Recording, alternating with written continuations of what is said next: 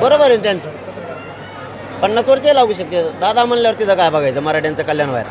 मराठा आणि कुणबी एक असलेल्याचा आधार घ्यायचा आणि कायदा पारित करायचा 2 घंट्यात होऊ शकतो, करायचं असला तर. नसेल करायचं तर मुंबईत आम्ही मराठी येणार आणि आरक्षण घेऊनच वापस येणार. मराठे आता घरी थांबणार नाहीत. आम्ही मराठी राम मंदिराला नंतर जाऊ आरक्षण मिळाल्यावरती. आता इथंच साजरा करू 22 तारखेला. चंद्रकांत पाटील म्हणालेत आणखीन 1 वर्ष आरक्षण मिळणं कठीण आहे, 1 वर्ष लागू शकतं, शक्य नाही असं म्हणाले. बरोबर आहे त्यांचं. 50 वर्षही लागू शकते. दादा म्हणल्यावर तिथं काय बघायचं, मराठ्यांचं कल्याण व्हायला.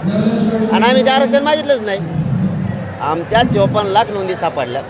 महाराष्ट्रातला मराठा आणि कुणबी एकच आहे, हे आता सिद्ध झालं आहे. महाजन साहेबांनी सांगितलं होतं, आम्ही 4 दिवस वेळ दिला. त्यावेळेस ते म्हणले 4 दिवसात कायदा पारित होणार नाही. तुमच्या मागणीप्रमाणे जर तुम्हाला आरक्षण द्यायचं असलं तर त्याला आधार लागत, पुरावे लागतात. 54 लाख पुरावे मिळालेत.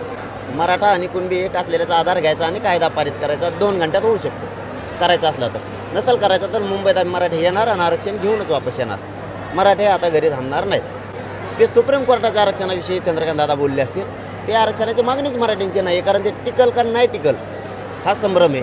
कारण इंद्र शहानी जजमेंट सांगतं की 50%च्या वर गेल्याच्यानंतर टिकणार नाही.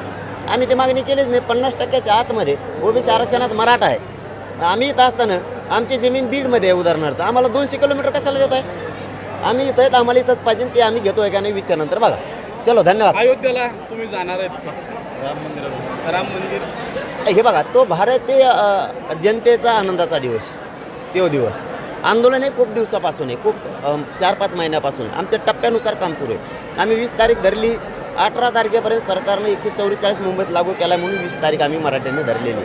आम्ही इथंही साजरा करू शकतो आनंद, कारण मनात असायला लागतं. तिथं गेला एखादा शेतकरी, एखाद्याची भावना महत्त्वाची.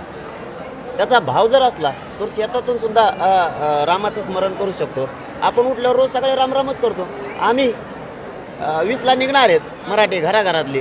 आम्ही रस्त्याने आनंद मराठी व्यक्त करू, नंतर आरक्षण मिळाल्यावर जाऊ. प्रभू रामचंद्राला काय साकडे घाला तुम्ही? काय केंद्र सरकारला आणि राज्य सरकारच्या मंत्रिमंडळातल्या सगळ्या मंत्र्यांना सद्बुद्धी द्या आणि मराठ्यांचं आरक्षण लवकर मिळावं. कारण रामाने अन्यायाच्या विरोधात संघर्ष केलेला आहे. मराठाही अन्यायाच्याच विरोधात संघर्ष करतोय.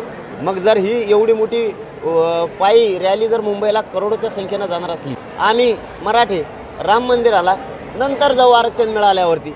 आता इथंच साजरा करू 22 तारखेला.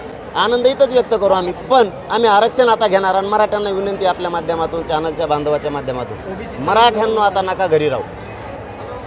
पोरं मोठे करायची एवढीच वेळ आहे. आणि शेवटचं आंदोलन आहे मुंबईचं, होऊन जाऊ द्या एकदा शेवटचं. पण शांततेत मुंबईला चला.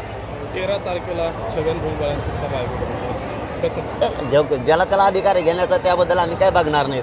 13ला असो नाही तर 16ला असो, पण त्याचं जाऊन तिकडे, ते काय कामातून गेलेला माणूस.